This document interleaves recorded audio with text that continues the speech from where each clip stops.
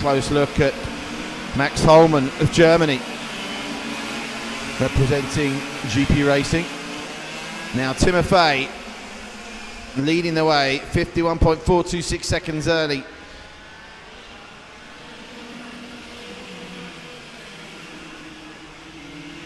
Timofey of Russia, racing out of Malaysia, setting the early market here. Nicholas Stati in fourth, and look at him as a hair past the starter's box, and magnificent handling of those corners. Nicholas Stati just working in the slipstream, looking to pull out and try and make his move shortly there. Almost racing bumper to bumper there, incredibly close. He now pulls away as Timofey records a best lap of 50.686 seconds. Plenty of time still to go. Having said that, we're almost halfway through this qualifying. It's Timofey in 1, Emiliano in 2, Quarar in 3, Martin in 4, Jacob in 5, and Dylan in 6. But less than 2 seconds separating the 14 mini rockers here in the opening qualifying session of today's action.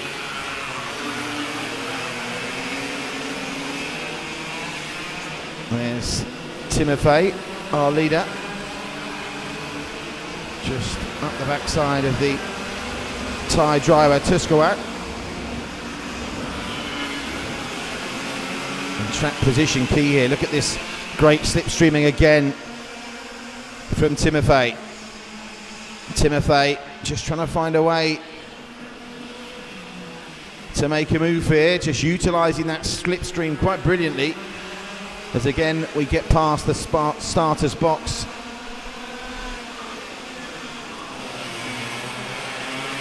Almost half a second now, the gap between Timofey and Emiliano in second.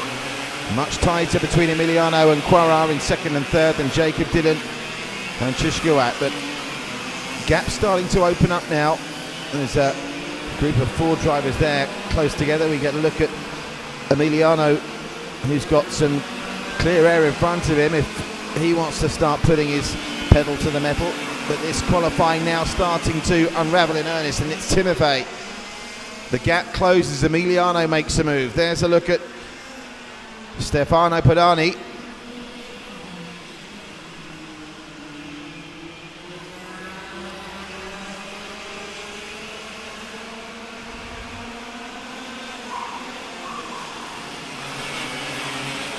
Timofey though has now made his move, and he's got daylight in front of him to try and improve on that 50.356 lap time as we approach the final 2.5 minutes of qualifying. And the mini rockers here on the first round of the Rok Cup of Singapore in 2020, and Timofey Mikhailov of Russia is staking a very early claim here to be the driver to beat. Nicholas and Emiliano are both trying to chase him down, and it's 7 drivers now recording lap times inside 51 seconds.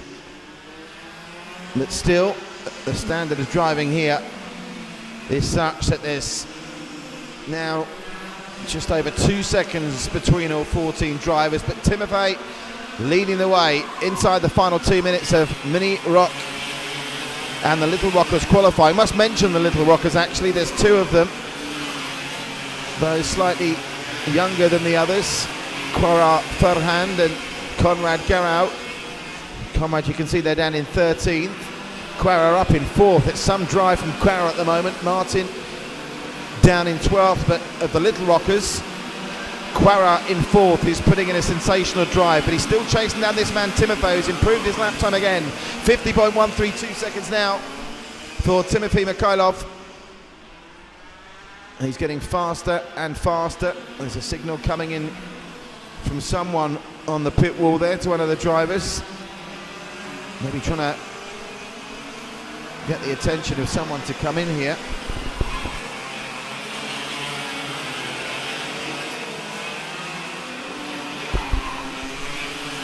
But Timofey Mikhailov of Russia is in splendid isolation at the moment. just shy of 1/10 of a second in front and going faster all the time inside the final 60 seconds now.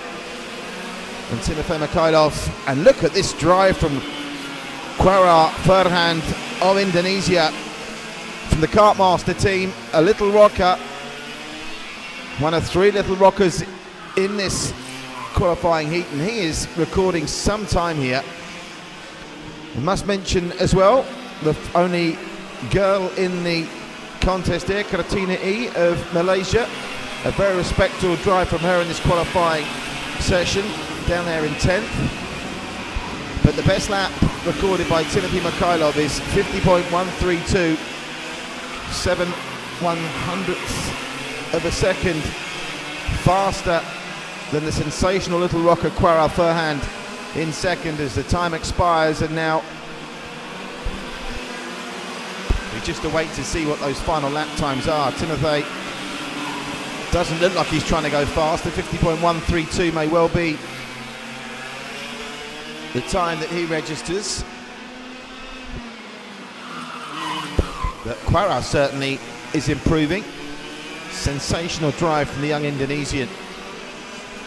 As the checkered flag comes out and the final lap times are processed, it's going to be Timothy in provisional P1. But the story, arguably, of this qualifying session of the mini rockers is the little rocker Quara Farhand, who qualifies in P2 ahead of the heats, pre-finals and finals later today. It'll be the KF1 GP and GP50 categories onto the track next as the karts make their way back into the pit lane.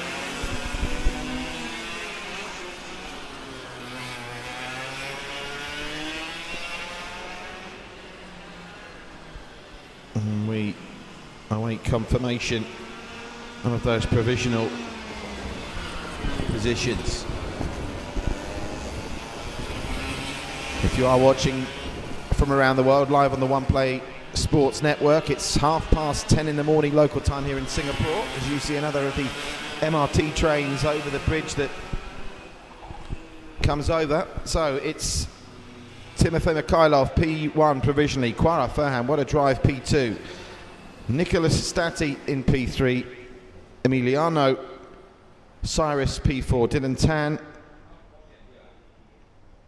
P5, Aki in P6, Jacob in P7, Padani in P8, Tayo of Thailand in P9, and Katrina E, another great drive from the only girl in the field there, in P10. Ivan Sugolikov in P11 after the qualifying in the mini rockers and little rockers category. Well, time waits for no man when it comes to the Rok Cup. We're straight back into the pit lane to welcome on to the track the KF1 GP and GP50 drivers, including in the field here a man that's going to be joining me on commentary a little later on after hopefully he's recorded a respectable qualifying burst here. That's Chris Chu in the 514 car of Element Motorsports. Nationalities represented here, we've got Brits, Singaporeans, Malaysia and Germany as the older and open age groups get ready to come on to the track for their 8 minutes of qualifying.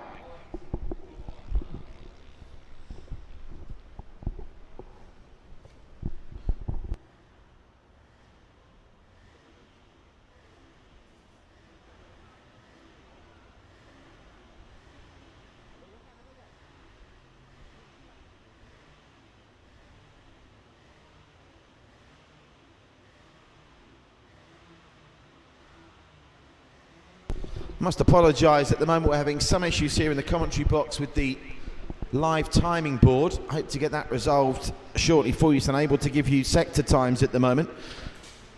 But the story of the opening qualifying, no question, the sensational drive from Timofey Mikhailov, who led qualifying from start to finish, the Russian, in the mini rocker category, and the little rocker Quara Furhan picking up P2. There's a look at 518, Olivier Dennis, I should say, according to this spelling, of Element Motorsports from the UK. Camera picking up car 644 of Kwek Xian.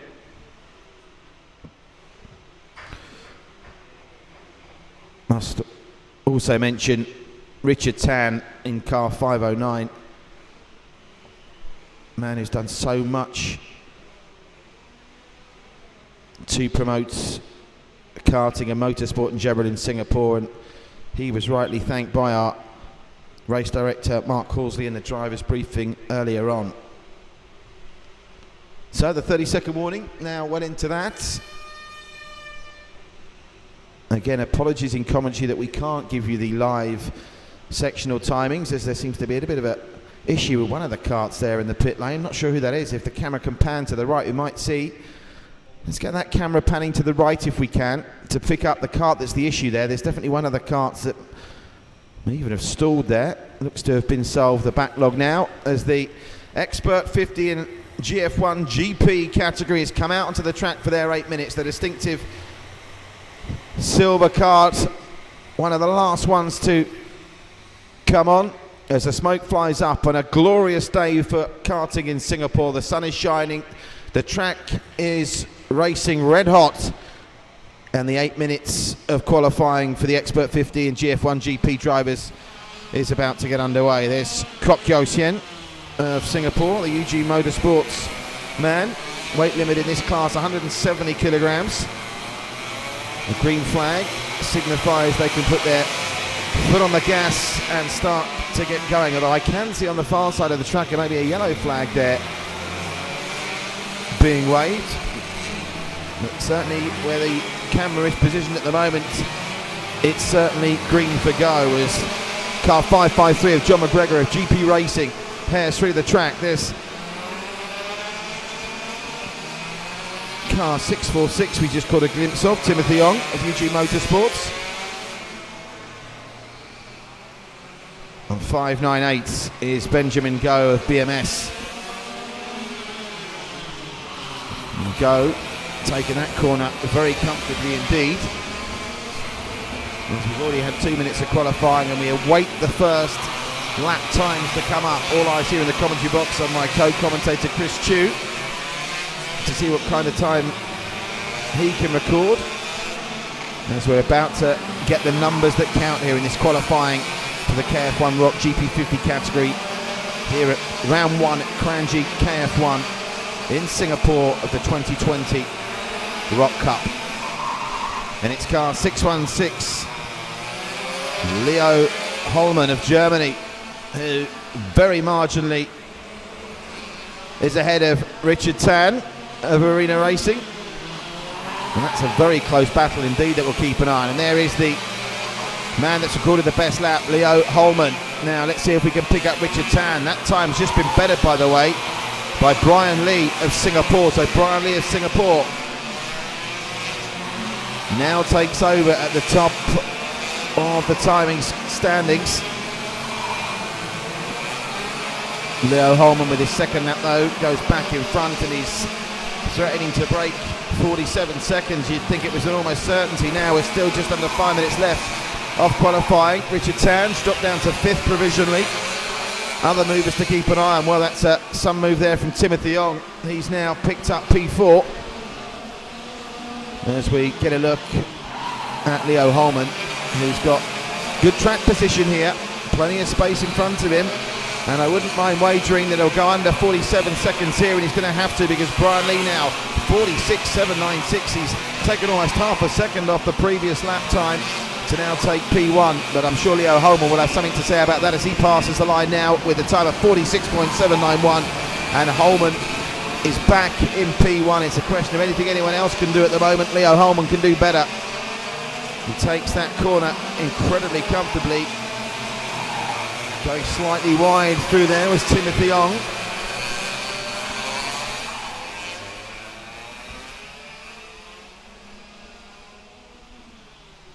And John McGregor, where's that time come from? The British driver, John McGregor, 46.5 seconds. And he has stormed to P1 in a qualifying session of changing fortunes here in the Expert 50 KF1 GP category with John McGregor. I don't know whether he was just waiting for good track position to lay down that time, but he certainly laid the gauntlet down, and for the first time Leo Holman's not been able to respond to regain P1. He's not far behind though, 3/100ths of a second behind John McGregor, who stormed to the lead.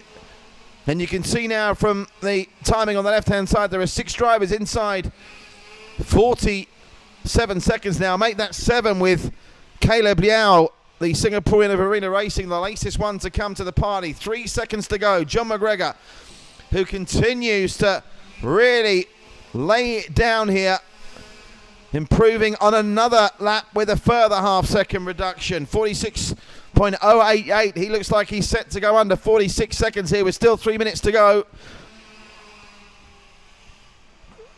Leon Koo is another man that's forced his way into the front row, but taken over by Timothy Ong of UG Motorsports.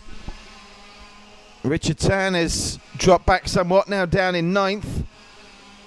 But John McGregor,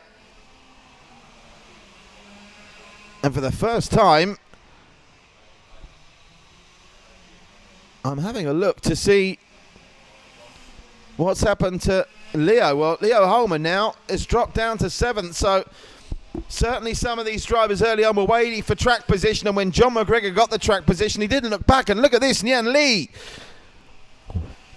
He's picked a perfect time to record his fastest lap. 46.031 seconds for Nian Lee, who now takes P1 in a dramatic qualifying session here in the Expert 50 KF1 GP category. It was pretty much start to finish qualifying for Timothy Mihailov in the Mini Rockers category, but Nian Lee, with less than 2 minutes to go, has surged up the qualification board to be 90 seconds away from P1. And he's gone under 46 seconds there, 45.903. But he himself has been overhauled by Brian Lee, the Singaporean, looking to make it a front row lockout for the home nation, with Brian Lee of Singapore taking P1 now with a time of 45.890. Nian Lee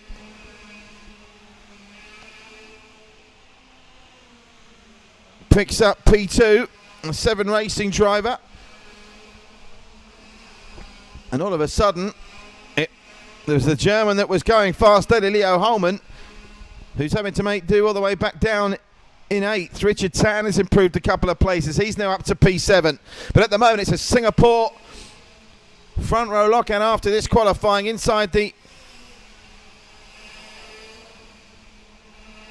final 40 seconds we go, as Nian Lee drops down to 3rd after a very strong lap indeed from Leon Koo. John McGregor currently in P4, looking for a flying final lap to try and prevent Singapore occupying the top 3 after qualifying. There's a look at Nian Lee, happy to let drivers pass as the hand goes up to signify he's on his way back into the lane. The checkered flag comes out, and most of these drivers now are heading back towards the pit, so I don't think there's going to be any late drama in terms of changes to those provisional timings. 3 drivers inside 46 seconds. And those drivers are Brian Lee, Leon Koo, and Lung Nian Lee. Lung Nian Lee and Leon Koo, of course, in the over 50 category. Looking out to see where my colleague Chris Chu is. Well, he's posted a very respectable provisional qualifying position of 5th. No one seemingly able to improve on previous times in that inward lap. John McGregor of the United Kingdom qualifying provisionally in P4. Well, that was a qualifying session of changing fortunes there. It was Leo Holman, the German, that led the way early. Richard Tan briefly threatened before Brian Lee took over. Timothy Ong in 6th. The German Leo Holman having to be content with 7th. Richard Tan, good session from Richard. He will pick up P8. Olivier Dennis, P9. Omar Othman of Malaysia in P10. Caleb Lior, 11. Andrew Lim, P12. Benjamin Go, 13. Kwek Yo Thien, 14th. Benjamin Ung, 15th. And Jane Rishab of Singapore brings up the rear as all 16 drivers acquit themselves very well indeed in their qualifying session here in the Expert 50 and KF1 GP class. We'll be moving on in a couple of moments to the Expert GP qualifying.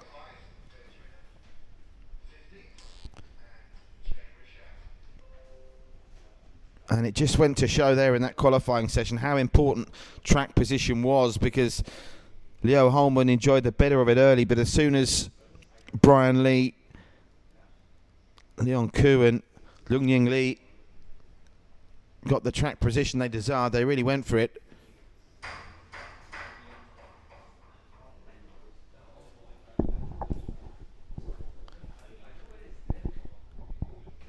And managed to pick up the 3 fastest times. If you are just joining us, a very warm welcome to Sunday action here at the Rok Cup 2020, round 1 in Singapore. After a tremendously successful series last year that culminated in a very dramatic final round in December in the rain.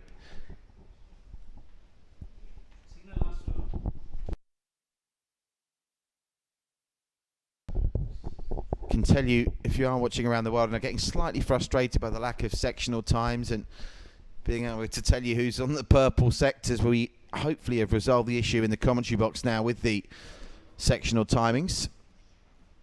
So fingers crossed that stays true. We'll be up next with the expert category, the 30 and 40-year-olds. Let's give a mention to Brendan Lim, who's worked so hard behind the scenes in getting this all up and running this morning. He is in car 386 here of Arena Racing. As they're given their 1 minute warning, you can see in car 437, Eris Mapud of Indonesia, with that distinctive yellow and blue, and the equally distinctive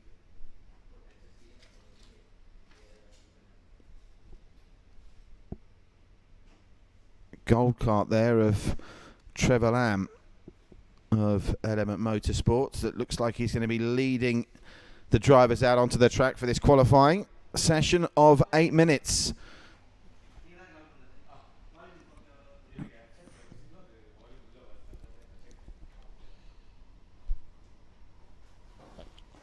So the numbers to look out for here if you're watching your friends and colleagues from around the world: Kevin Pang, kart 307, Samuel Vitale, kart 308, 321 from Alan Kwek, 333 Shenyang, as out they come, 343 Daniel Tan, 355 Alvin Tay, 386 Brendan Lim, 387 Kenneth Sim, 399 Peter Chua, 423 Trevor Lamb, 429 Mark Domo, 431 Carl Blockley, 437 Eris Mapud, 444 Derek Tan, and 495 for Alan Lim.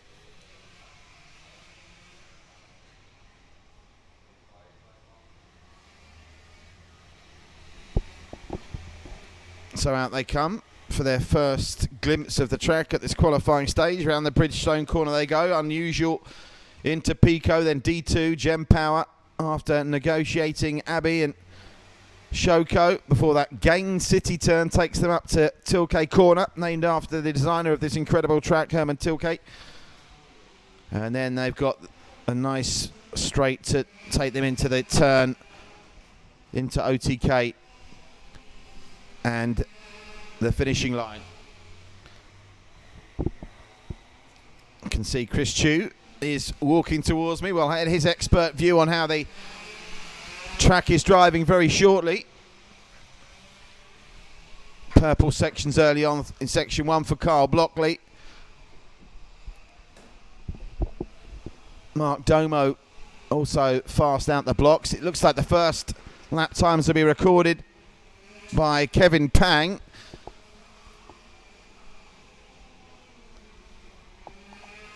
And there's that gold card of Trevor Lamb. And it's Trevor Lamb in the gold cart who very early on recorded a fastest time, but very quickly eclipsed by a steaming run from Mark Domo of Australia. 46.407 straight out the gate. He's laid a big marker down there, the Australian. Mark Domo, he's fastest through sector 1 again, 17.2 seconds through sector 1. So Mark Domo is laying a gauntlet down early here, and he looks to secure good track position as well. Through sector 2, Alan Lim has put in a storming second sector, 13.5 seconds. So he might be there and thereabouts as the second lap times come up, and I wonder if Mark Domo is going to hang on to this. I suspect not. There's been some incredibly fast sector 2 and 3 times coming in throughout the field, but Mark Domo at the moment still leads the way. And then Chris Chu, I'm delighted to say, soaked in sweat after a storming P5 in his qualifying session in the Expert 50 category is alongside me. How did you enjoy that, Chris? That was very good. The track was in excellent condition. It was really fast out. It was really nice. It certainly seemed so, and it was an exciting qualifying session. There is a bit more exciting than the mini rockers, where it was kind of conclusive from start to finish, but the fortunes changed there rapidly. Is that purely down to track position, do you feel? Well, yeah, and everybody's jockeying for position. There was a big group that went out at the start of that session, and you need a gap when you're qualifying. So I held back, but then when I went out, I was going out with some other guys that were the same sort of pace as me, and we were all jockeying for position. So that's why the lap times kept going up and down, because we were waiting for a gap, we were holding that gap, and then we go for it. Well, when it certainly opened up, it was a qualifying session of changing fortunes. Brian Lee of Arena Racing from Singapore, provisionally P1. Here, provisionally P1 at the moment. We're still a long way to go, over half the session left. Alan Lim, he's overtaken that storming early drive from Mark Domo. But again, I think we're seeing a similar situation here in the Expert 30-40 category as we saw in yours, Chris, because I think we're just waiting for some of these drivers to get the track position they're looking for before they really put their foot down. Yeah, so one driver to look out for, Carl Broccoli, kart 431. He seems to be holding back at the moment. This guy's fast, so we might see him shoot up. He typically will get up to P1 in a qualifying session, so he might be holding back there. Alan is very quick. Trevor's another quick guy. We've got two new names up there, Kenneth and Daniel. So let's see how they hold out and see what they do. But Alan might hold that P1. 45.4, that's good for this class, very good. 45.4 seconds, only 4 1,000ths of a second between him and Kenneth in P1 and P2. Looking down and astonishing, well, nearly all of them, 13 of the 15 drivers breaking 46 seconds at the moment quite comfortably. Look how tight it is. Yeah, Trevor goes purple. P13s. Trevor's gone purple. Let's see if he can hold that. Oh, Trevor Lamb, 45.283 in his last lap, which is his fastest, and he's very fast through Sector 1 again, 17.2 seconds through Sector 1. Not as fast, though, as Alan Lim, who's looking for a strong lap here to try and threaten it. At the moment, it's the 40 club that are enjoying the better of it. Yeah, absolutely. Another driver normally is very good is Eris Mapud, kart 437. He's way down the field for some strange reason. Now, he normally wins in his class, so let's see what happens there. Again, Kyle and Mapud might be holding back here. We'll see very shortly. We've got only a couple of minutes to go, so they're going to have to make a real push if they're going to do it. Well, we're on screen there with Trevor Lamb in that distinctive gold cart, who has got about 5 100ths of a second, slightly less than that, to make up on Alan Lim, who still leads the way. Not much between them, and keep an eye out as well. Yeah, Alan just going purple there with a 45.129. excellent time. Let's see if they can break into the 44s, which is Kenneth- unusual for this class, but we'll see. Kenneth Sim is making a move up that leaderboard as well, having started quite quietly. Kenneth Sim, kart 387, a kart master, the Singaporean is there. Yeah, I'm puzzled by Eris. I wonder if he has a problem. Maybe he's got a carburation problem or something like that. It's dropped even further down after that lap. Yeah. But and Kyle again. I know Kyle actually had a fall off a motorcycle just recently, so he's a little bit bruised up. So maybe that's slowing him down. It's affecting his confidence. And tell us, from a driver's perspective, these qualifying, obviously, I mean, it's a bit like war and peace the way it goes on with your practice, your qualifying, your heats, your pre-finals and the finals. How important at this stage is it to lay a marker down and start to generate that track position? Qualifying is king. It's not easy to get by people on this track unless you're really top class. So the middle of the pack, they really have to push now as much as they can. That's why I was pushing as much as I could. No, you did push well in the end, getting provisional P5 now into the final 60 seconds. We saw some big moving in that final 60 seconds in the previous category. Let's see if we get it here. And you mentioned the overtaking situation on this track. Where are the best players? Obviously, the home straight is the one. Yeah, coming into the hairpin is the classic one. There's a few other spots.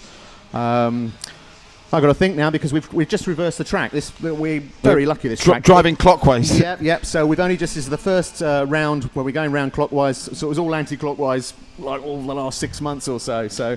And how confusing is that to get your head around that as a driver? It's like a completely different track. It's great because we don't get bored. You know, we've got 6 months of the track round one way and 6 months round the other way. So it's like having two tracks. It's great.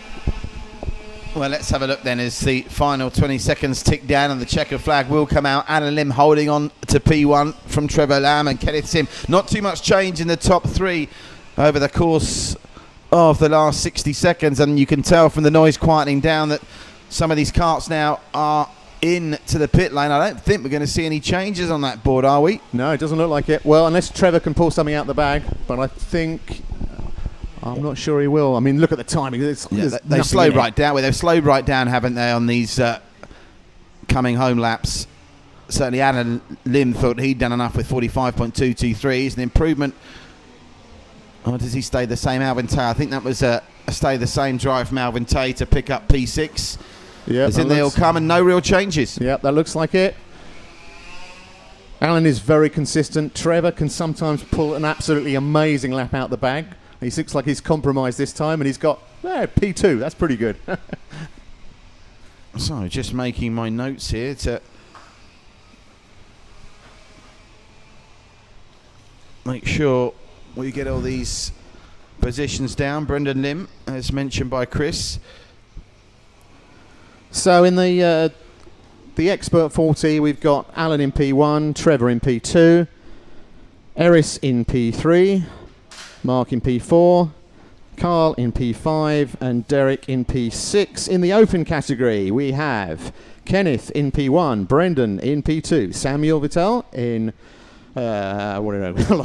losing count here, P3, Alvin Tay P4, Daniel Tan P5, Alan Quick P6. I mean, it's, again, with those two categories out on the track at the same time, is that something as a driver you're very conscious of? I mean, you're obviously, trying to keep up to date with what's happening. Yes and no, because for example, with I race with the Rok GP Rok, and some of those guys are quicker than me. So it's swings and roundabouts. We're all out there together. So I don't really think it makes that much difference, to be honest. Sometimes when we've raced against a much younger category, then it becomes a bit of a mental thing, whereas the older drivers are a bit more cautious, a bit more respectful of each other. The younger drivers are a bit more aggressive. They don't think they can die, so they just really go for it. But yeah, I think at the moment we've got a happy balance with the mixed categories that we've got out there at the moment. Well, certainly. Also pleased to report we've had no major incidents so far either.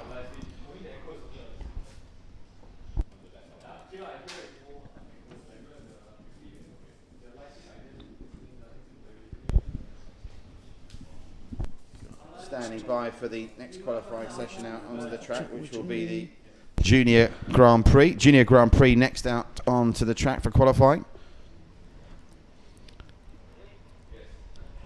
So juniors, there's a chance we might actually see some faster times. We've had an interesting change in the regulations this year. We've gone up to the international weight limit. So most of the categories have gone up in weight. So there was obviously a lot of debate with the drivers, like, will this make a huge difference? Is it going to slow us down? We're heavier. So far, what we're finding is that it actually makes the kart more stable. It's a little bit more sluggish, but it's a lot more stable. So going around the turns, you find that actually you can go around turns a little bit quicker. So maybe turns quicker, straight slower. So 145 kilograms, the minimum weight for these junior karters. And of course, this is the category with the fewest drivers as well, with only 8. But having watched the practice earlier on and having watched the mini rockers from last season, all eyes for me have got to be on William Goh, who was scorching in qualifying this morning, and he seems to have an ongoing duel carried forward from their mini rock days from Nandavid, the Thai racer in kart 107. So that's going to be an interesting battle, William Goh and Nandavid. William's really good, and actually what's in favour for William today is really good in the wet. There's forecast for rain this afternoon, so if he gets a bit of rain, he'll be unstoppable, I reckon. Well, that's interesting, isn't it? We saw rain in December when the Rok Cup was last here.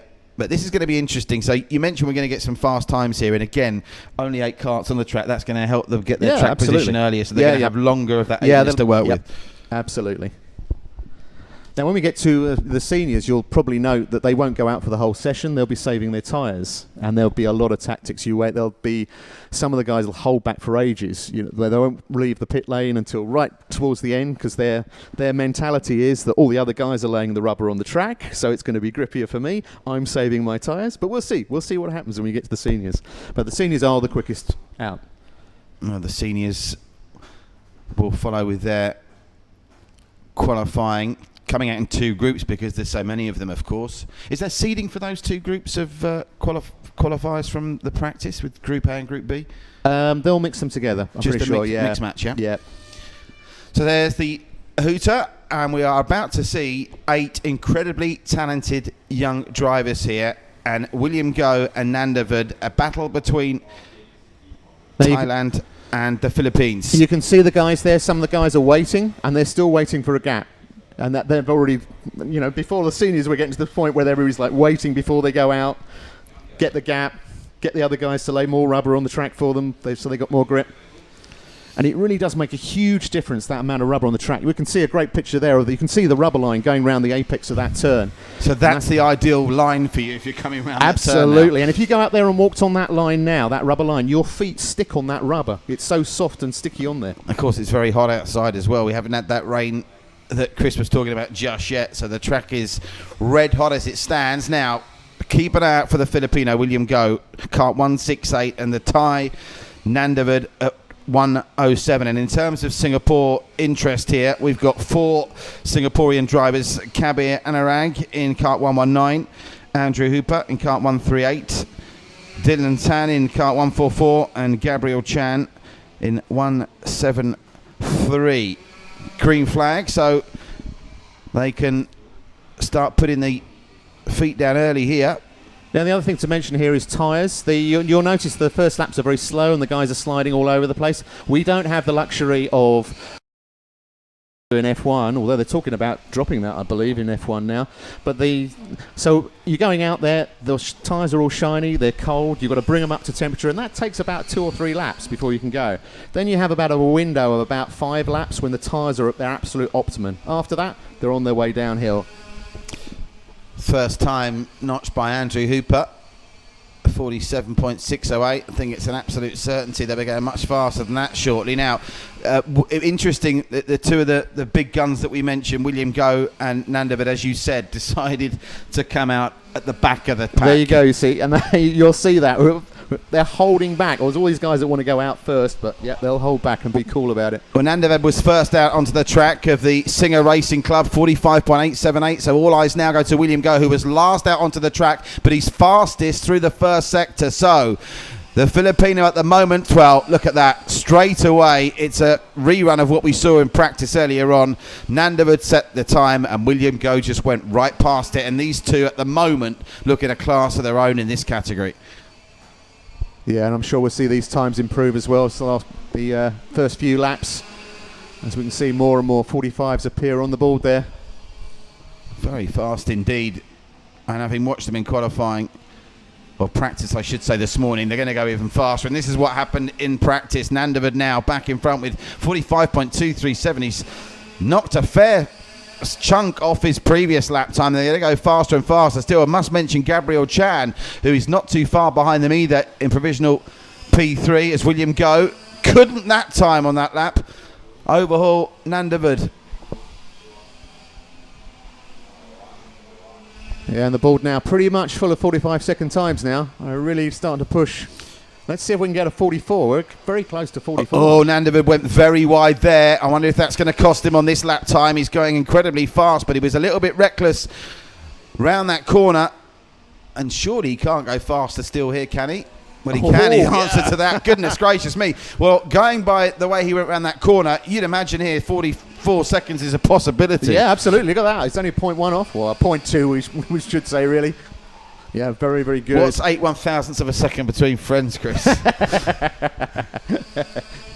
Well, William Go, again, anything you can do, Nandavad. William Go can seemingly do better. It's the Filipino now, provisionally P1. Credit to Gabriel Chan, the Singaporean, who's certainly staying in there. The other nationalities here, Kinan Reza Ritosini of Indonesia, kart 138, is in P4. And the sole British driver in this field, Alistair Sale, currently in P6. But William Go, I wonder if he's now got this P1 to stay through qualifying with less than 3.5 minutes left. Yeah, let's see. I'm hoping we can get a 44 out of these guys. They'll be really good. Even if it's a 40. And there we go. 44.844 from William. And that's comfortably inside 45 seconds, isn't it? And with a potential to go even faster. Nandavad, who lost some precious time on one of the final corners there. I think it was the OTK that caught him out last time. I wonder whether he can improve. Certainly, if he tidies that up in the third sector of his lap, you'd fancy he'd be able to join William in the 44-second club here. Not this time, though. Nearly 45.0.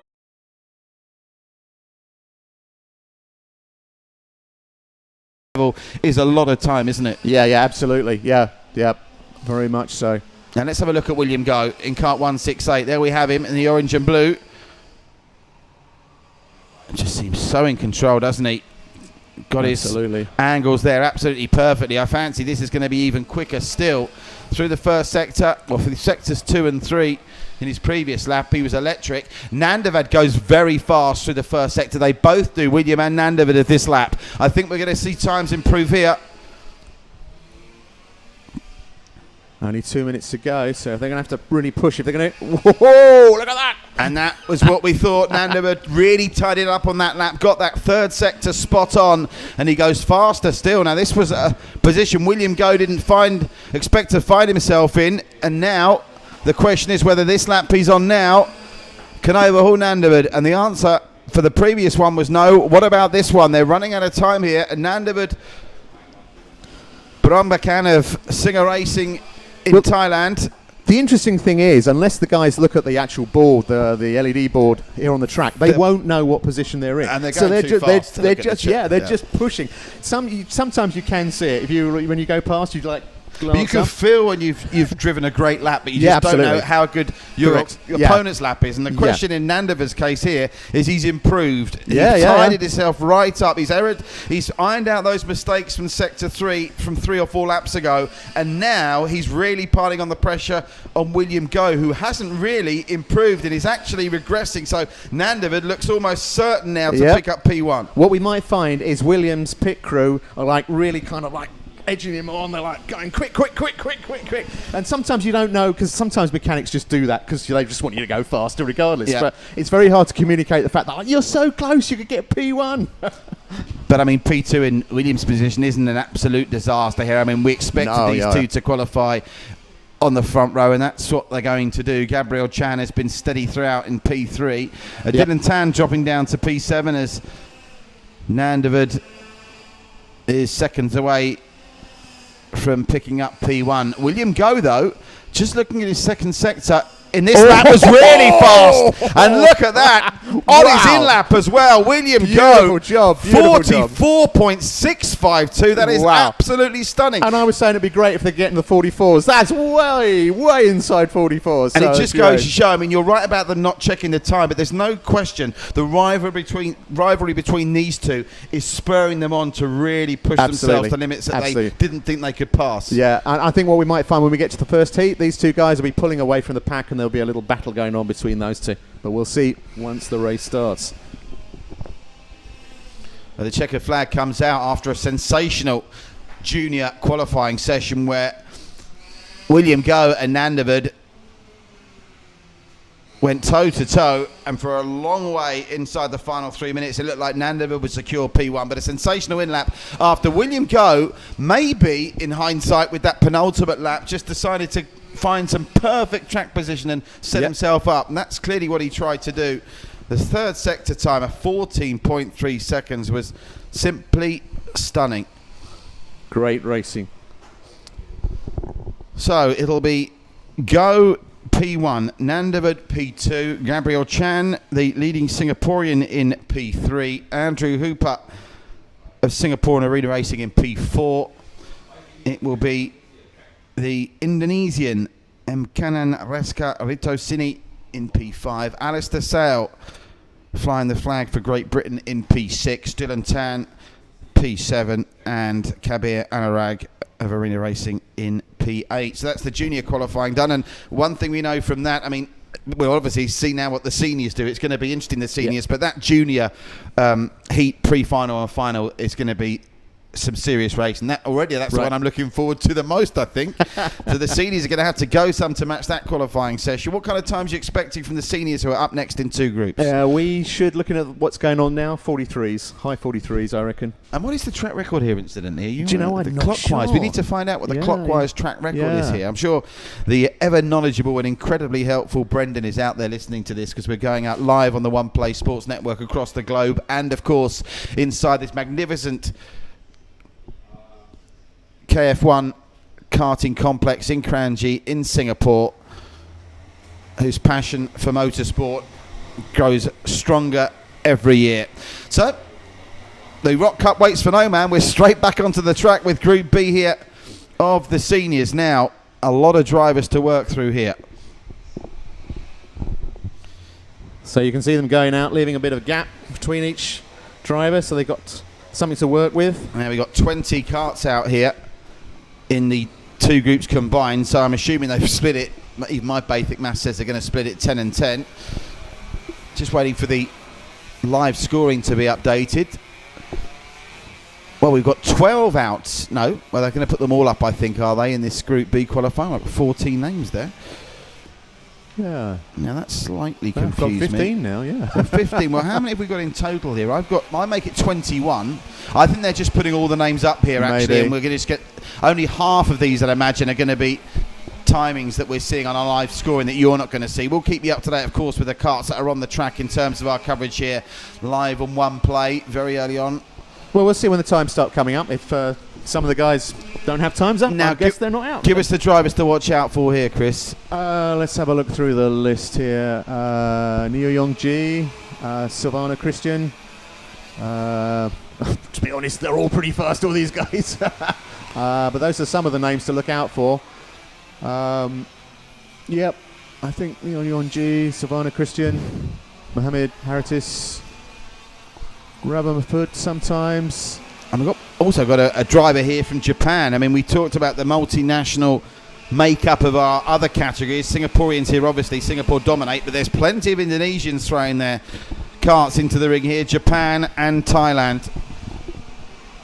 As we wait to see what the first times will be. Already, kart 168. Well, that's a mix-up here. We're getting a mix here, aren't we? I think what the feed's coming through on Facebook is the wrong feed. It's the wrong. I think we're getting a combination of the juniors, and that was the confusion. We've still got the juniors here out on the graphic, so I think we can disregard that graphic because I think that's William Go's time. Yeah. Well, at least if the drivers could see that, they know what they've got to beat, because that was impressive. Yeah, well, actually, it'll be interesting. He'll get knocked down the field if it stays up. Yeah. Dylan Tan 247, because obviously the prefixes in the seniors all start with 2. So now, not for you on the screen. I think if we can lose that graphic on the screen, it might be best for now, because it's actually misleading. I can tell you in our commentary position, got the live timings, and it's Lim Sheng Ting in the red speed kart who is fastest so far, 45.179, but surely they can all go faster than that. The 11 out on the track at the moment. 257 Lim Sheng Ting, Harry Haran of BMS 243, Dylan Tan 247, Anson Tan 244, John Lee 233, Jonathan Lim 270, Lyndon Tan 222, Matthew Yeo 266, and Matthew Yeo up to 5 with that lap as Jonathan Lim sets the fastest lap so far, very quickly repassed by Lim Sheng Ting, who's inside the 45-second mark already. But bearing in mind there's only 11 cars on the track, they've gone nearly 5.5 minutes. Well, now the time starts to really crunch in, don't they? Yep, here we go. So we're into the 44s already. Harry Haran, there you see him. Harry Haran, the Singaporean in kart 243. He is the man they've got to shoot down at the moment, and he's got good track position by the looks of things at the moment to go even faster on this lap. Look at that, there's not a car behind or in front of him. He's got good track to work with here with Harry Haran. Great camera work picking up this lap, and I would venture to suggest that he's going to go faster here than the 44.912 we saw previously. Not that fast though through the first sector, interestingly enough. Let's see what he does in sectors 2 and 3. We're about to find out as he comes past the line, and the time will click up, surely faster than 44.912 this time. Yeah, no, great track to work with. No, he didn't know. Yeah. Well, he might be kind of refocusing, getting comfortable, then going for a hot lap. We'll see. Well, he went slower. That did surprise me because he had great track position here. Maybe he just wanted to maintain that track position and go for it now. The crucial thing, though, even though he didn't go faster, no one else did either. So that was an interesting lap from all the drivers. Only 3 of the 11 seem to go faster. One thing to consider, this is the B group. So I suspect the A group is the quicker group. So it has been seeded. I'm not sure. They've done unofficially. Before, what they've done is in the warm-up session, they take the lap times and then they categorise from the warm-up session, which I've always thought is a bit weird because it's a warm-up session. So really, you might not necessarily be pushing hard. You just want to get the car woken up, basically. Does that not leave itself open to skullduggery, where you might try and deliberately get yourself into the B group, maybe to bully some what you consider lesser drivers? Yeah, possibly. Well, no one's bullying anyone here. It's all quite tight, isn't it? We've got 3 drivers at the moment inside 45 seconds, a couple teetering above that magical barrier. But at the moment, it's making the times of William Goh and Nandavid in the junior section moments ago look even more spectacular. Yeah, absolutely, yeah. But let's see what the A group do. I suspect, hopefully, we should be faster. We've got Jonathan Lim now in picture, going through the second sector. He currently is in P2. Now, I should say that a 44.9 time is very quick. Very quick, but I mean, again, I'm not but trying it's not the fastest. I'm not trying to degrade what's going on the track at the moment. I'm just still in awe of what we saw from William Goh and Nandavid in the juniors earlier on. Now, let's see, what's it, 4/1000th of a second between P1 and P2 at the moment, and Jonathan Lim trying to hunt down Harry Haran. Fast sector 1 time coming in from John Lee in kart 233 there, and Harry Haran now regains top spot, 44.912. And that's the big push. Only a couple of minutes to go before the end of this session. But what we've seen here is certainly there's not been dramatic improvement in times that we saw in the juniors. No, it's been quite disappointing, dare I say it. It's normally we'd see faster times. But as I say, let's see what the A group do. Well, I think you might be right. I think maybe we might be setting ourselves up for a dramatic timings in terms of the A groups. In your opinion, what's the maximum number of karts you can safely have on this track? I think I saw... Didn't I last year something like 32 karts on the track at one point? That's too many, isn't it? That's too many. That is too many. They try and keep it around the 20 mark, and that's about right.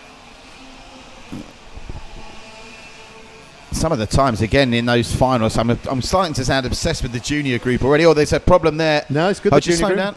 257. I think you're just letting a a kart past there, was he? 257-ish. Lim Sheng Ting, who's currently in P3. No, he's got the hand up. He's coming in. He's coming in, yeah. He's coming in. Had enough. Thought for a minute he had an issue there, the way he slowed down quite dramatically, but Maybe.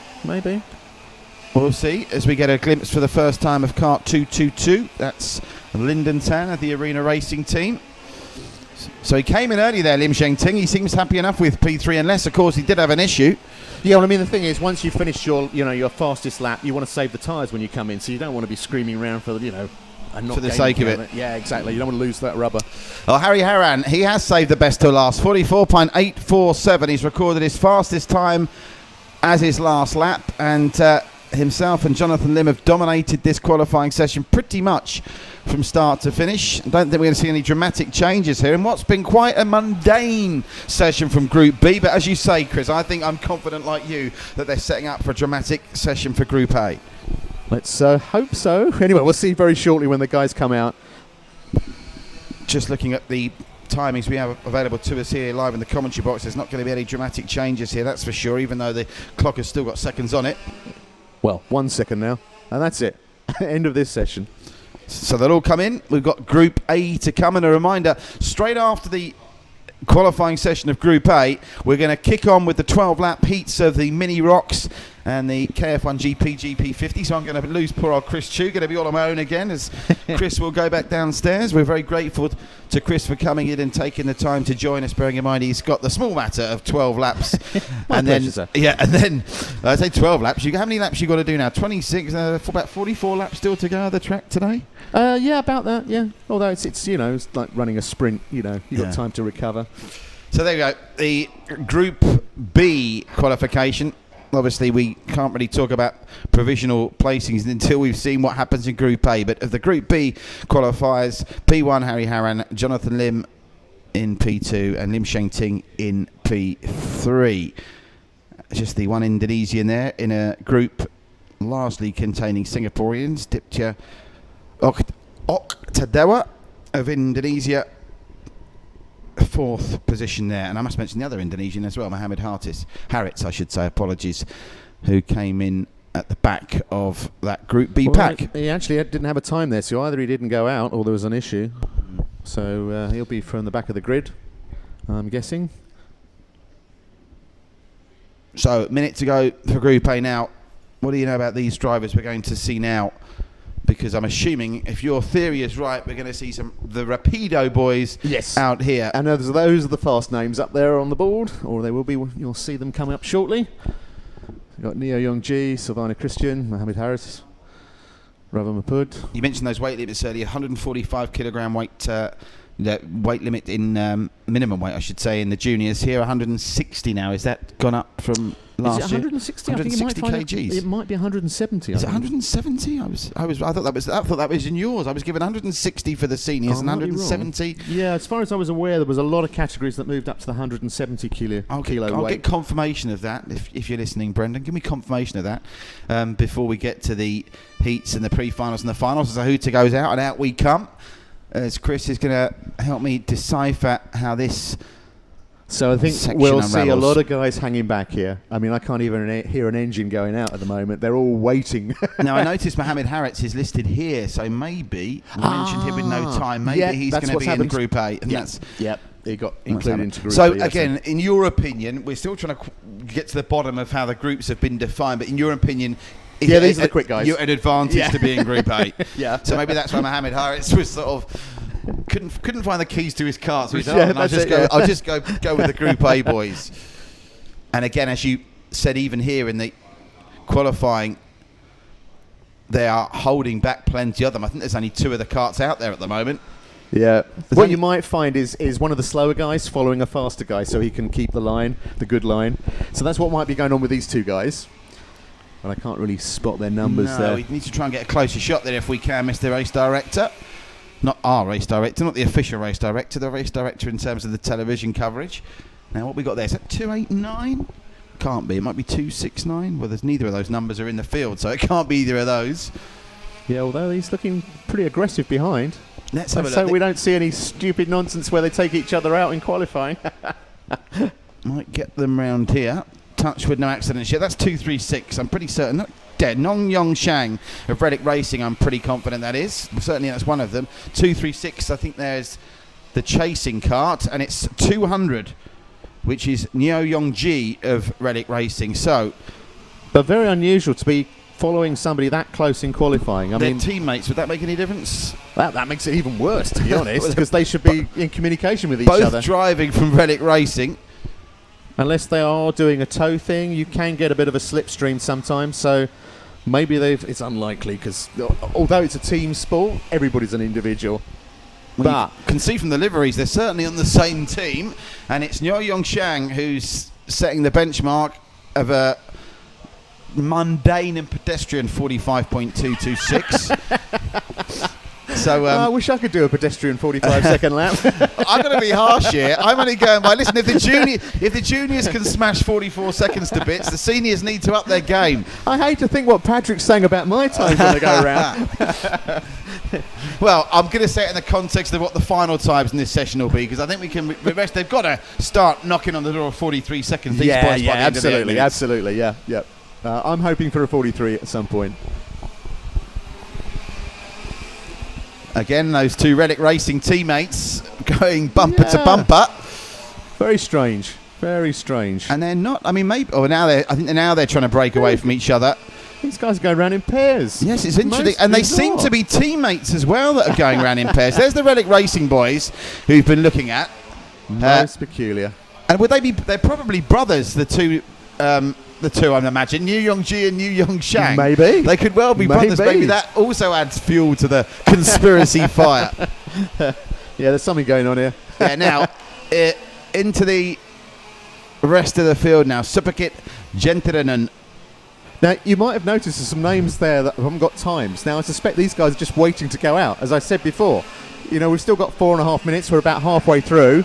They're going to go out and do some flying laps. Amongst them is the Indonesian Christian Silvano. There we go.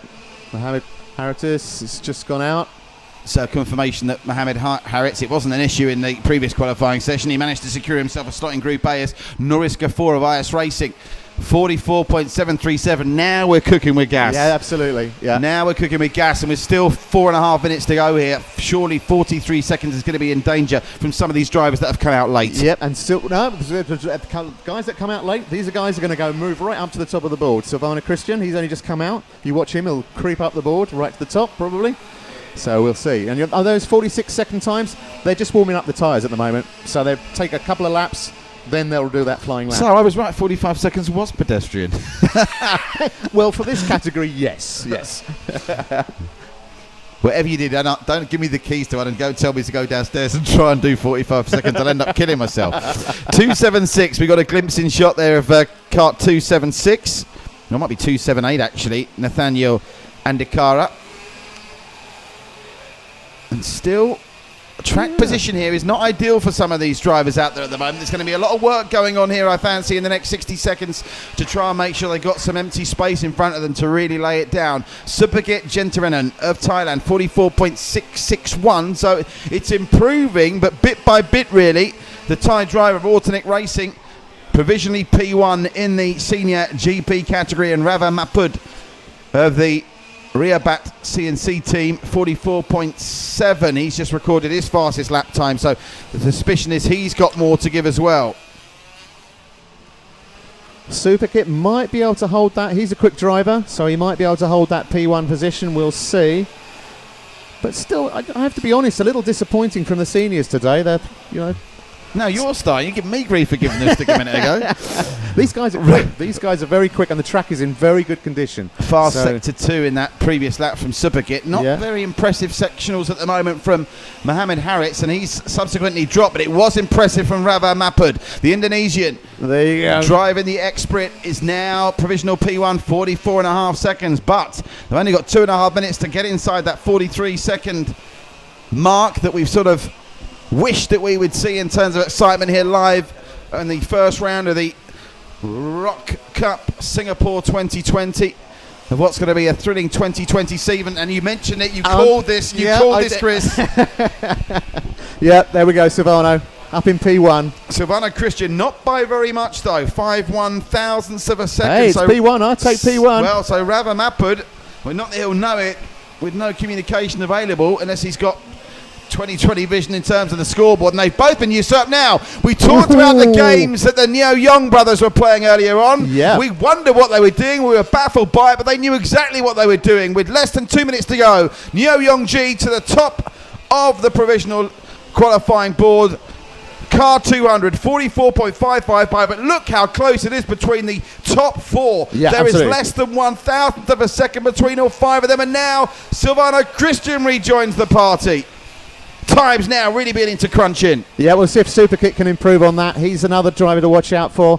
But Silvano, yeah, definitely one of the quickest of the pack there, and proving it with a P1 position. Well, those two Relic Racing drivers obviously up to something, trying to work on their tires through those dancing laps they had earlier when they were cheek to cheek, bumper to bumper. But Silvano Christian now just a little bit more secure. 7/100ths of a second now is the buffer he has between himself and Neo Young G, and they're running out of time, these boys, to try and topple Silvano Christian at the provisional pole position. And bear in mind, Silvano only went out halfway through this session. Then he had to warm up his tyres. So really great tactics on his part. At the moment, Indonesia P1, Thailand P2, Singapore P3, Indonesia P4. The Thai driver, Superkit Gentrenan, has found a fast lap from somewhere as well. 44.5 seconds is Absolutely. the first lap time of the day. What was that time from William Go in the juniors? I think it was 44.6, wasn't it? 44.6, so Yeah. 44.483 is the fastest time we've seen of the day so far from Silvano Christian. Chris is about to go and beat that though in a couple of minutes. Don't worry about that. Final seconds tick round. That's kart 205. Silvano Christian, he's putting the hand up. He's coming in. Yeah, I suspect they'll all be coming in now. Probably confident. Well, one of them stayed out, but Silvano Christian's come in probably confident. Did he just beat the flag there to that cart that just came past? A couple of them. No, that's it. That looks like oppositions. Yeah, so that's how it's going to finish up. I don't think that cart that we saw come through shot got there before the flag was waved. So Silvano Christian, he even got the time. He exited the track to perfection. 44.483, the fastest time on this fantastic. Now, one thing to mention at this point is when the drivers come in, so we're looking at times now, that's the unofficial. The reason it's the unofficial result is because when the drivers come in, they have to be weighed on the weighbridge, and also they check the front bumper. These front bumpers on these carts have a clip on them, so that if you knock anybody or you hit anything, the bumper goes in, you get a 10-second penalty. Slightly different on the qualifying. I can't remember the exact regulation, but you lose a certain place on the grid. And that was explained to the drivers, yourself included, very eloquently by our race director Mark Horsley at the drivers' meeting earlier on, where he was very specific about that. There was a graphic on a big screen, so no drivers could be confused. He said if it's slightly ajar, that's it. It's off. So yeah, my feeling on is it's good to have something to stop people bumping badly, but you can find that bumper will go in, and it's not really your fault. Somebody might have an incident in front of you. You can't avoid hitting them. I've done a very clean pass on the inside. Somebody shut the door on me, and then I've got a 10-second penalty, and it wasn't like a dirty move or anything. Originally they were brought in was when people used to really seriously bump from behind when they were, to really put people off. And that was the idea of behind the bumper. But I think there's still room for a better way of doing it, but I'm not sure what it is. You're using your platform to speak for the drivers. Absolutely, here, aren't you, Chris? absolutely. Quite rightly, as you should. Now, I hope you're going to be able to stay with me for this mini rock, or you're going to have to leave. I'm probably going to have to leave now. I need to get ready for my heat. Well, Chris, too many thanks indeed. We look forward to seeing you in action in your heat, which will be the final heats we have before we take a very short lunch break. But I'm going to enjoy this mini rock 12-lap heat, because they gave us plenty of thrills and spills in the qualifying. Timothy Mihailov of Russia qualifying in P1. You can see there, that's kart 36, Jacob Ethan Lauter of the United States of America. Provisionally P7. Nice wave to the camera from Tayo Vlegin of Thailand. Like the thumbs up there from the Russian, Ivan Tsugolyov. And that's kart 9, Conrad Garrow of Australia. Been given some last minute instructions. So the Mini Rok 12-lap heat about to get underway. And what's been a very exciting day's karting so far here at the opening round of the 2020 Rok Cup Singapore. You're watching live on the One Play Sports Network as the hooter goes off and out come the karts. Couple of pushes being needed. A reminder, this Singapore 2020 series, round 1 today, obviously. Round 2 is the 1st of March. Round 3 is in Sepang in April, and round 5 back here in Singapore in May, or round 4 I should say, back here in Singapore in May, and round 5 again here in July. You have, of course, the Asia groups to consider as well. All in all, 8 races in this 2020 Rok Cup in Asia, as we have a look at the starting grid in the Mini Rok and Mini Little Races series. Max Hollmann of Germany.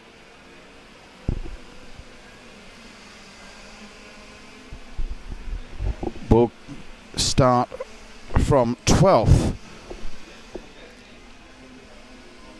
These karts, of course, slightly different spec to the karts we've seen in our other groups. These are 60cc 10 horsepower Vortex engines, and the minimum weight requirement for these karts 110 kilograms, which takes some doing, bearing in mind how little some of these guys are. But they may be very little, but they are also very, very fast. It's a moving start here after the formation lap, so we're almost good for action. So the rolling start is about to come into effect as they all jockey for final positions here. Oh, there was a bit of a coming together at the front. That's not a bumper that's been impacted. I think it was on the right of the grid there. I feared for a minute that Nicholas Stati had gone into the back of the kart in front of him, which was Timothy of Russia. But they are moving, they are racing, and they are good to go.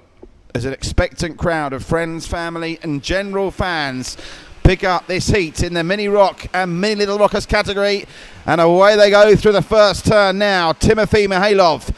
Did he manage to maintain that position early on the inside line? It's very close between the two of them. I'm not entirely sure that Timothy wasn't taken over there. Well, interesting. Did Quahar Furhand manage to get by there? We'll find out very shortly as they get through the first sector. But it certainly looked for me that it wasn't a foregone conclusion that Timothy had managed to hold on to top spot as Max Hollmann brings up the rear. There's a yellow flag out here as well. So clearly in issue as they slow right down. And Timothy does indeed look to be in front. But Quahar Furhand, look at them there, going wheel to wheel, and I'm not entirely sure that Timothy did hold on to top spot there. Of course, no overtaking allowed during the yellow flag, and they're closing right up here. So this is all going to be about timing, because when that green flag waves and they're good to go, look at the two of them here. This is going to be a battle royale, you fancy, between Indonesia's Quahar Furhand, who's in kart 7 on the far side of shot, as you see there in the orange suit, and in the white suit the Russian Timothy Mihailov on the left of shot. And they're good to go, and it is Quahar Furhand who does take over at the start of this 12-lap heat.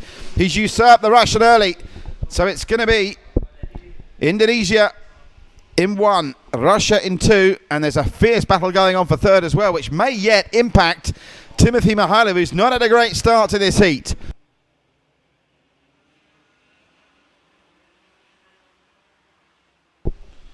Green flag continues to flow in the breeze, and it's a green flag that's given Quahar Furhand an advantage here, and with lots of open space in front, can he try and open up on the chasing Timothy Mihailov, who qualified in P1, remember, but at the moment is having to make do with second spot.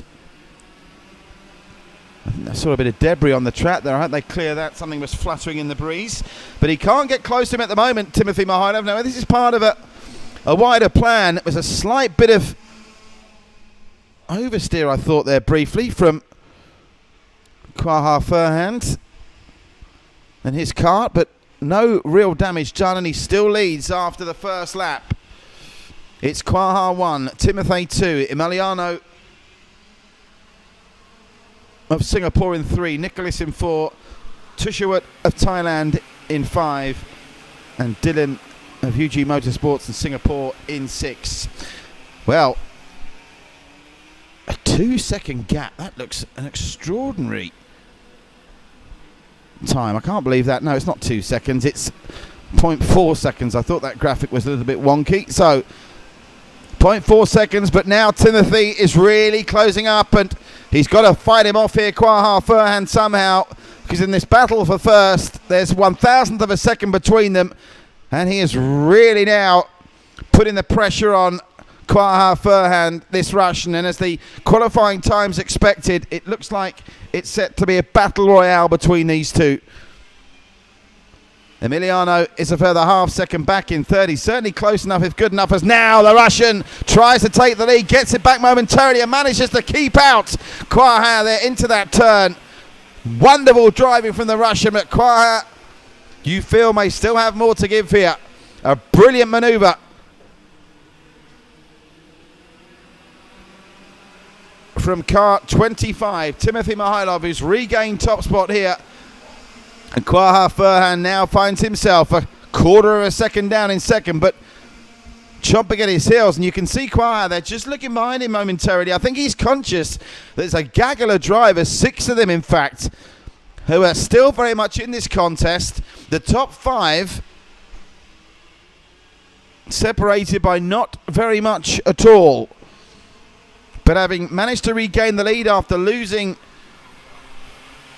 top spot right after the start of the race, Timothy Mihailov has regained control of proceedings here. But he will know the skills that Quaha Furhand has shown on the track today mean that he simply cannot afford any mistakes. And that gap is staying steady at the moment at a quarter of a second. Back in third, Emiliano is just about to start to join this party, you fancy. Emiliano Cyrus of Autonic Racing in Singapore. Gap just opening up now from Timothy, and Quaha, if anything, is now going to find himself under a bit of pressure from Emiliano. The gap between Timothy and Quaha is bigger than the gap between Quaha and Emiliano at the moment, and that tells you all you need to know. Quaha Furhand did lead, but now he's got company in the battle for second, and 3 of them pursued by Nicholas in 4th spot, Tushawat of Thailand in 5th, and Dylan in 6th. All 6 of those drivers, realistically, you fancy, still might think they're a podium chance here. Certainly wanting to secure positions for the pre-final and final. Quaha closing back up on Timothy through that 5th lap, still 7 to go.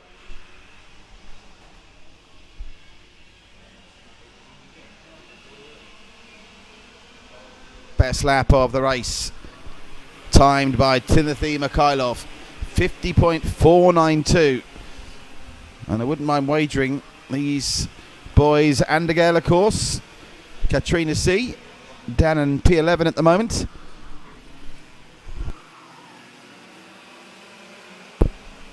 Timothy Mihailov is opening up now. Quaha Furhand at this point will be more worried about the battle for second than he will the battle for first, you fancy. Well, now, having said that, every time I write him off, he seems to close up that gap once more. Might just be the middle sectors where Timothy is getting the better of it, because there's nothing between them at all through the first sector.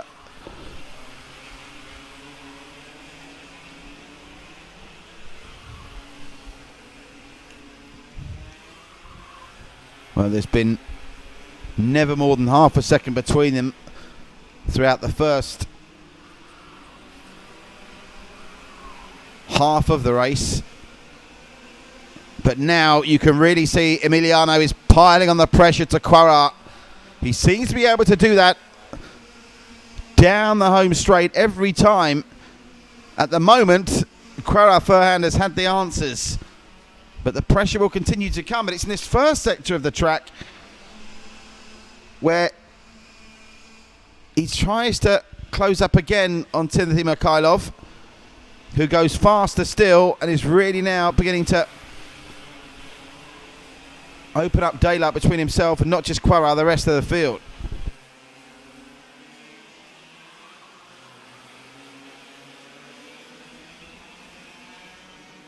Top 6 places, but it's a sign of a great driver that Timothy Mikhailov had that issue on the first lap when the yellow flags came out and he lost the lead to Quarart, but took it back almost instantly after the restart and has not really been troubled since.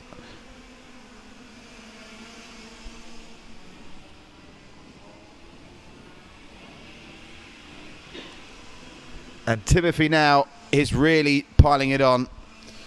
Over half a second in front of Quarart. Emiliano is going for a run in the inside of Quarart. He's going to take him, I think. Well, he pushed him very wide. But Emiliano, I think, has managed to secure that move to take second spot. Now then, what happened to poor old Quarart Furhand there? He did seem to go very wide. Now, where has he dropped down to? He's dropped all the way down to 4th.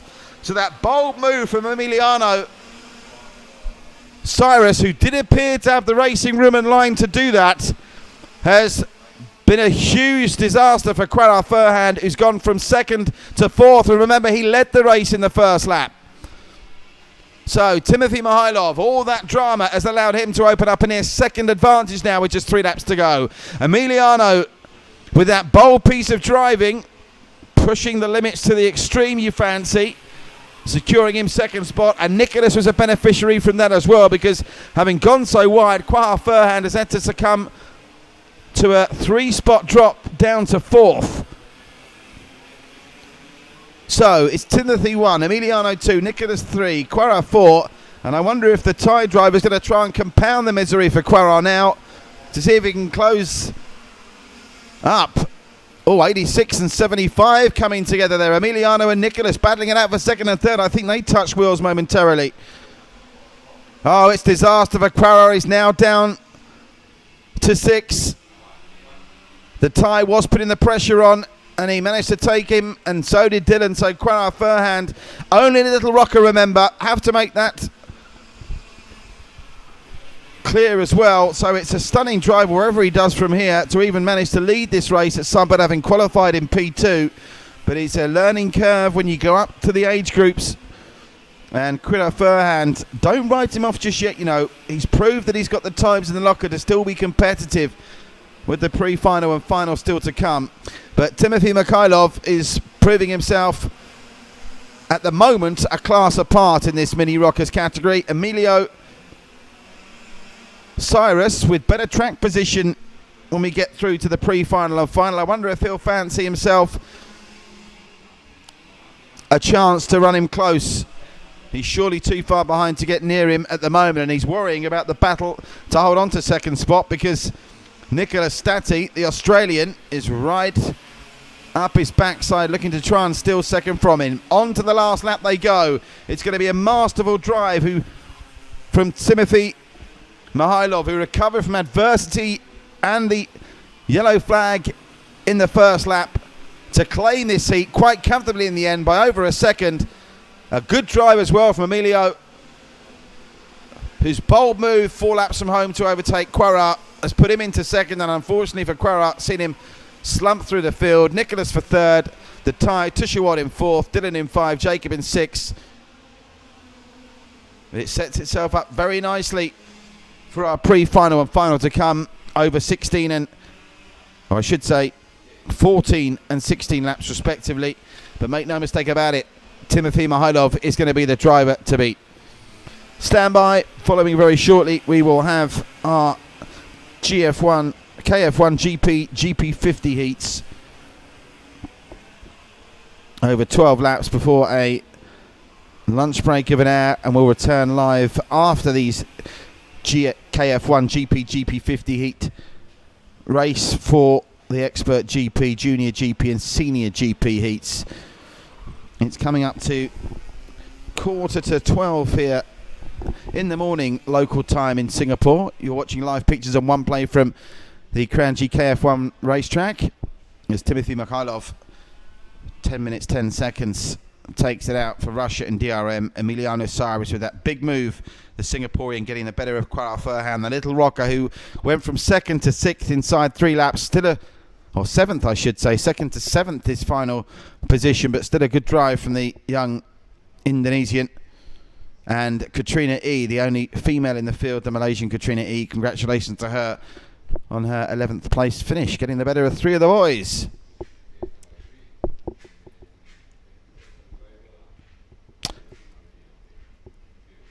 So, can anyone get the better of Timothy Mikhailov in the pre-final and final? We'll find out a little later on. The timings for you. The Mini Rock pre-final was scheduled for 1:51 this afternoon local time, and the Mini Rock final 3:44 p.m. local time.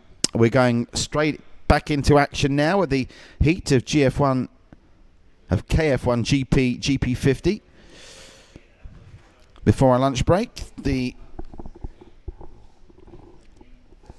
Open and Seniors category here, racing over 12 laps, where the man that was up with me on commentary moments ago is driving from P5 here. Chris Chu. P1 will be Brian Lee. P2, Leon Koo. And P3, Yong Ying Lee. And making up the front 2 rows, John McGregor of Great Britain of GP Racing. He is driving from P4, so stay with us if you're watching live on the One Play Sports Network across the world. While I get this short break, just give you a verbal mention. I mentioned that this is the opening round of the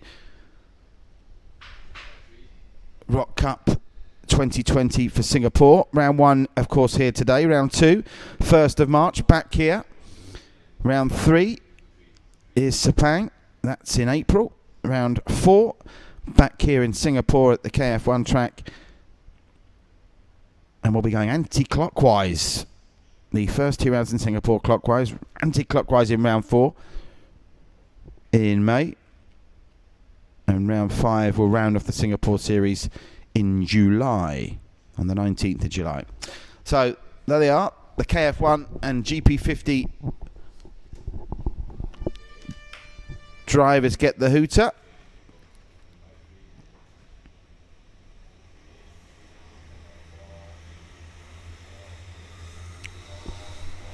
.617 is Jane Lishab of Singapore. As Brian Lee and Leon Koo, they get a front row lockout for Singapore. Leung Yang Lee put in some spectacular lap times towards the end of that qualifying session in P3. John McGregor and Chris Chu, 4 and 5 from Great Britain. Leo Holman was very fast early in qualifying, but had to satisfy himself with P7. Richard Tan, the man we've all got a huge amount of respect for, in P8. Olivier Dennis of Britain in lane on the 5th row there in P9, and we go all the way down to the 8th row of Benjamin Ung and Jane Lishab.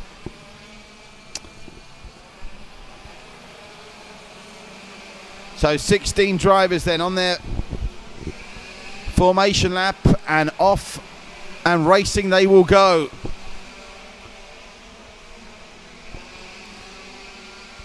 That's car 642, Caleb Liao, starting in P11.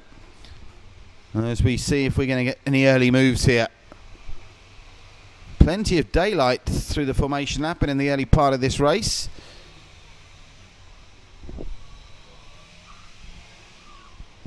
As the man up top has to slow considerably down, and I'm not sure he's too happy about that. Brian Lee seemed to be a little bit agitated. He was so far in front of the rest of the drivers, who now start to gather together to get the signal to start this heat of the KF1 GP GP50 category. The calm before the storm as those engines just purr rather than blast. That will change very shortly though. And look at the anxious look across from Brian Lee. He wants to know every move and every thought of Leon Koo. He'll be alongside him in the front row. So, ready to race, and race they do, and it's an early move as we unfortunately momentarily lose pictures, but it was a big early move there from Leon Koo, and you could see that Brian Lee was anticipating it and maybe even waiting for it. But Leon Koo is fastest through the first sector. He's taken up the gauntlet from the very first corner, and he leads Brian Lee, who's let pole slip to the first section of the first lap. Leon Koo's already racing through sector 2 with a purple time of 14.1.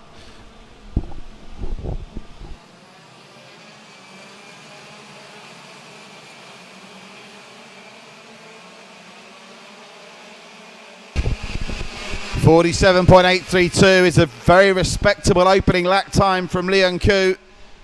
And now he's got that space in front of him. The question is, can Brian Lee respond? Leon Koo with the lead. After the first lap, it was almost a second. It looks to have closed up ever so slightly.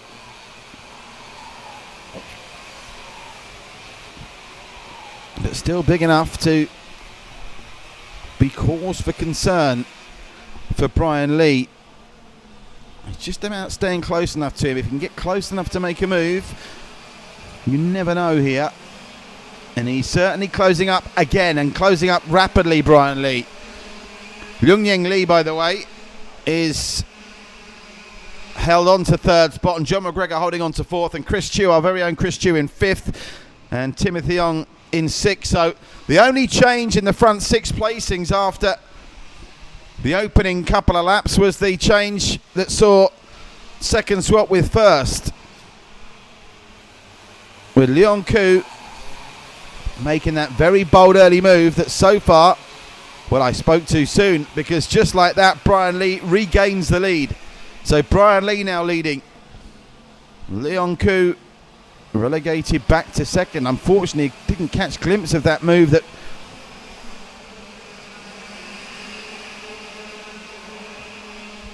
Brian Lee made, but it's good enough to take him back up to top spot with 9 laps to go. And what's more, he seems to be intent on opening up a gap, because very quickly, I'm not sure if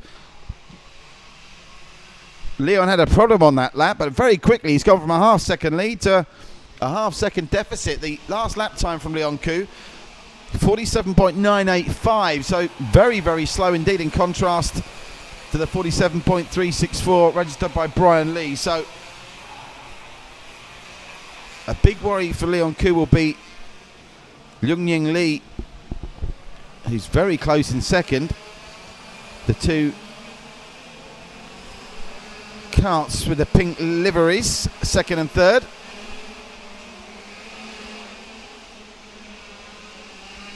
Keep an eye out for Chris Chew. Well, that's another change, one of the few changes you've had, because Timothy Ong has relegated Chris Chew down to sixth.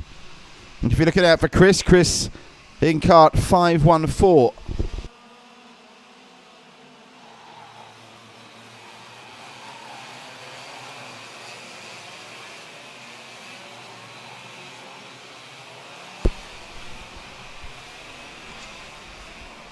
Well,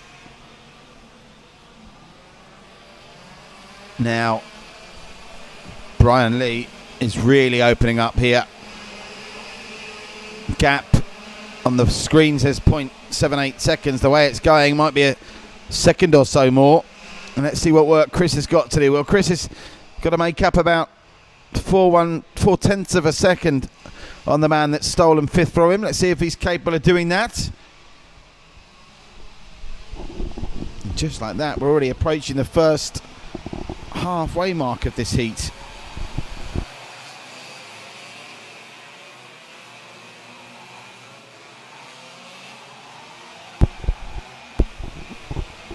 So So let's see if we can pick up Chris Chu, 514, as they come past again, led by Brian Lee.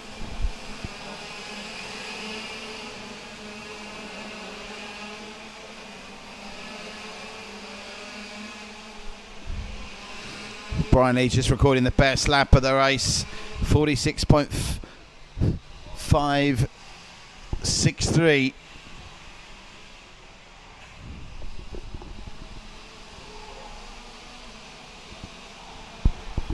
Leon Koo, to his credits, closed up ever so slightly, and of course important to mention that the drivers in second, third and fourth are all in the 50 and over category, as is Chris Chu, who's currently in sixth. So it's relative youth at the moment overall being beaten by absolute experience, with the exception of course of Brian Lee, who's driving in the KF1 GP category, and well, his nearest danger, which is Timothy Ong, is fully 3 seconds behind him, so no real moment of alarm for Brian Lee. But you'd want to finish in front regardless of the fact these categories are mixed. You want to be making sure you finish in front of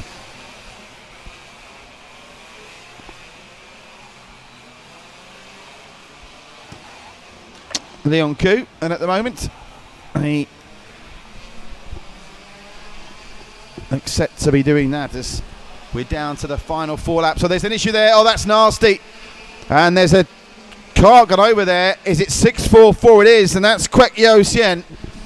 Kwek Yo Sien, who was down in 12th, has taken a nasty tumble there. Thankfully, he looks like he's up. He's a little shaken. Well, he's very shaken, but the stewards and support staff have done a great job to get him off the track. And, well, I'm sure he's going to need medical attention, but at least he had the wherewithal to get himself up and over the barrier and off the track. But a nasty incident there for car 644, Kwek Yo Sien. And let's see if the green flags... No, I can see a yellow flag over on that far side. So they're going to close right up again here. Oops.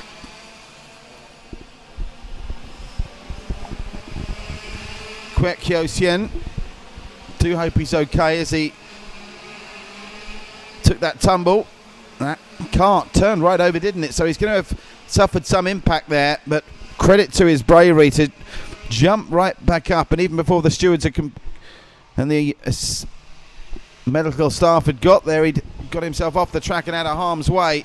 Well, they don't appear to have stopped racing for too long here, despite that accident, because Brian Lee is up at full pelt again with Leon Koo to worry about. Leong Yang Lee not too far behind. Then John McGregor, Timothy Ong, Leo Holman. A good drive here from Leon Holman. That's some drive as well to get him up to 6. Our very own Chris Chu, unfortunately, has dropped 2 points, 2 places from his opening start of P5, and is now out the top 6.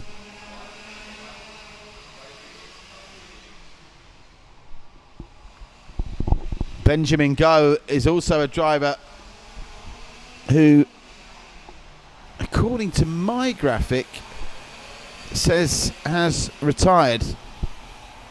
So, yeah, Benjamin Go, and confirmation, of course, Kwek Yo Sien, both retiring. But with 2 laps to go, a change in the lead again. And this ever ongoing battle between Brian Lee and Leon Koo continues, and Leon Koo is back to the top of the shop. And not only that, I'm not sure if Brian Lee's got an issue, but he's got company for second as well. So, Leon Koo started from P2, got up to P1, back down to P2, and now on the last lap, within striking distance of taking out this KF1 Rok GP 50 heat. Leon Koo, by any event, will be... Oh, another cart's off there. Let's see if we can pick up that number. Was it 641? Or 642 maybe? Was it Caleb Lior? Well, they're coming out now.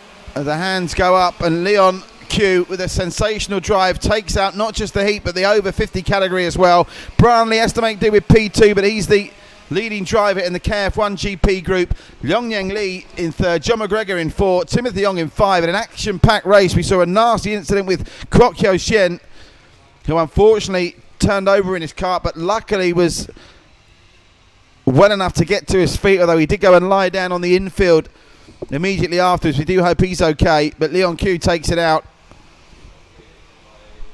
in a race where you have to say the 50 and over age group have got the better, and very much so got the better of the KF1 GP boys.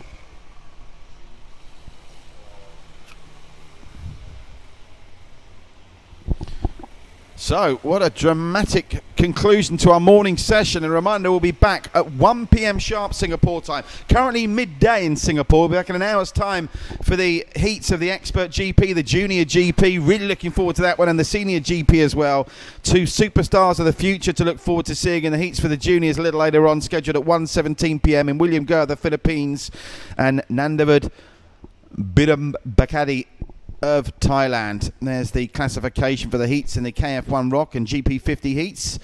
Unfortunately, we did have those two drivers, Kwok Xieng and Benjamin Go, not finishing in a race that saw plenty of incidents. As the MRT train goes over the bridge that looks over this stunning circuit here in Singapore at the KF1 go-karting track.